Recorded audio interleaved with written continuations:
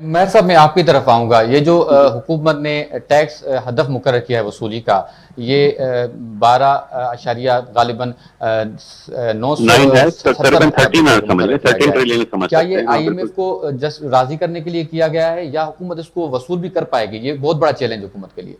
دیکھیں، پہلی بات یہ ہے نا، جب آئی ایم ایف کی بات آتی ہے، میں کہتا ہوں تھوڑی دیر کے لیے آپ یہ فرض کر لیں کہ آئی ایم ایف درمیان میں نہیں ہے. آئی ایم ایف، اور ویسے بھی آئی ایم ایف جو لون دیتا ہے وہ لون بجٹ میں نہیں آتا، اس کا بجٹ سے کوئی تعلق بھی نہیں ہوتا. وہ کرنٹ اکاؤنٹ ڈیفیسٹ کو مینیج کرنے کے لیے ہوتا ہے کہ آپ نے جو امپورٹس کرنی ہے، جو آپ کا کرنٹ اکاؤنٹ ڈیفیسٹ میں جا رہا ہے، آپ کی ایل سیز کھلتی رہیں، لیٹر آف کریڈٹ کھلتے رہیں. آپ کو جو را مٹیریل، پیٹرولیم، میڈیسن اور ضروری چیزیں امپورٹ کرنی ہیں، ان کے لیے آپ کے پاس پیسے ہوں، فارن ایکسچینج موجود ہو، 6 ویک یا 8 ویک کی ریکوائرمنٹ کے مطابق وہ آپ کے اکاؤنٹ میں پیسے ہوں. تو آئی ایم ایف بیسیکلی اپنی ممبر کنٹریز کو ڈیفالٹ سے بچانے کے لیے وہ لون دیتا ہے. اس لون کا بجٹ سے ڈائریکٹ کوئی تعلق نہیں ہوتا، لیکن وہ اکانومی کو مینیج کرنے کے لیے اپنی کنڈیشن رکھتا ہے. ان کنڈیشن کا تب میں وہ بجٹ کی چیزیں بھی شامل کر لیتا ہے. تو میں تھوڑی دیر کے لیے اگر یہ فرض کروں کہ آئی ایم ایف کو ایک طرف رکھ دیں، اس کے پیسے تو آئیں گے تو وہ تو کرنٹ اکاؤنٹ کو مینیج کرنے کے لیے آئیں گے، وہ ڈیولپمنٹ فنڈ یا کرنٹ ایکسپینڈیچر کے لیے تو یوز بھی نہیں ہوں گے. تو اگر آئی ایم ایف کو ہٹا دیں تو ہمارے پاس آپشن کیا تھا؟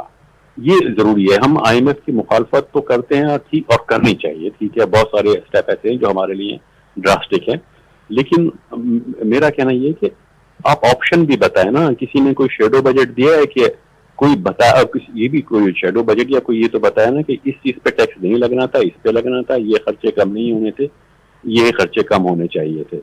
وہ ایک ضروری پریکٹس ہے. آئی ایم ایف کے اوپر ہم بات نہ رکھیں. ہمارے جن لوگوں نے بجٹ بنایا ہے رسپانسبل یہ ہیں، یہ لوگ رسپانسبل ہیں. اور میں حیران ہوں، راشد صدیقی صاحب بہت لینیٹ رہے ہیں آج. انڈسٹری کا مسئلہ جو ہے وہ بہت سیویئر ہے، اس ٹائم بہت سیویئر ہو چکا ہے.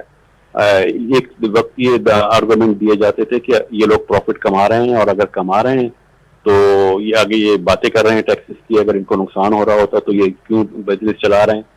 دیکھیں 10-20 سال میں ہوتا کیا رہا ہے، پھر بزنس بند ہوتے رہے ہیں، پھر لوگ جاتے رہے ہیں. پھر آپ یہ شکوہ نہ کریں کہ پاکستان چھوڑ کے لوگ کیوں جا رہے ہیں، دبئی میں جا کے کیوں انویسٹمنٹ کر رہے ہیں. چیز سمجھیں، اس چیز کو سمجھنا ہوگا.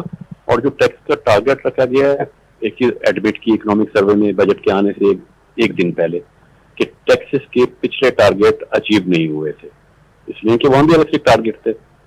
اب اس ٹارگیٹ میں 38% کا مزید اضافہ کر دیا گیا.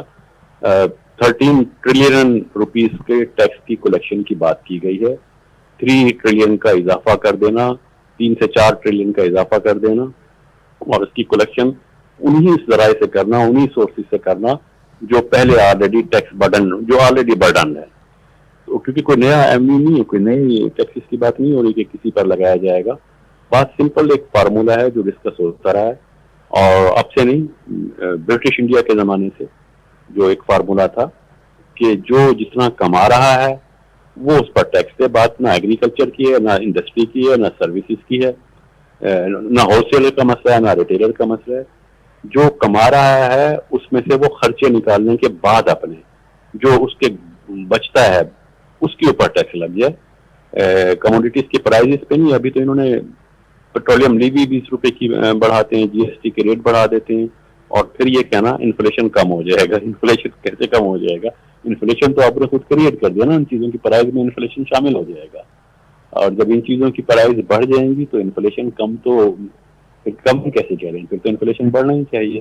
تو یہ سارے اس طرح سے مسئلے ہیں، اور ان مسائل میں یہ انڈسٹری کو بھی بہرحال یہ چاہیے تھا کہ کوئی آپشن دیتے. بجٹ پرپوزل اپنی جگہ، بجٹ پرپوزل دیتے سے ایف بی آر میں سبمٹ کر دینے سے بات ختم نہیں ہوتی.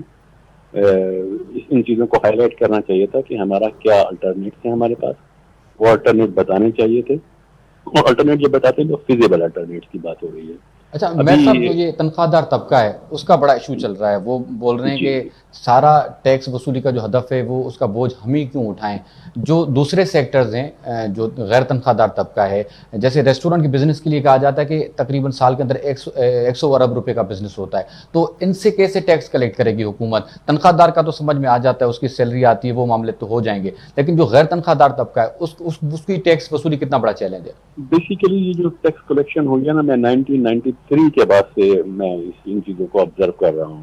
1993 میں care taker government Moin Qureshi صاحب کی تھی. اس کے بعد جو چینجز آئی, جو اکانومی میں کچھ پیرامیٹر چینج ہوئے, ان میں سب سے بڑی جو چینج تھی وہ تھا کہ ود ہولڈنگ سسٹم انٹروڈیوس کیا گیا تھا.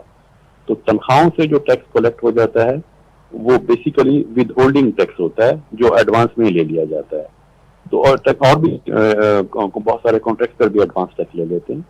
تو یہ ایڈوانس ٹیکس کا کلیکشن ہو جاتی ہے. جو ہوٹل کا بزنس ہے, ریٹیلر کا بزنس ہے, اس میں کیونکہ اسیسمنٹ ہوتی ہے, تو اسیسمنٹ وہ کرنے کے لیے تیار نہیں ہے.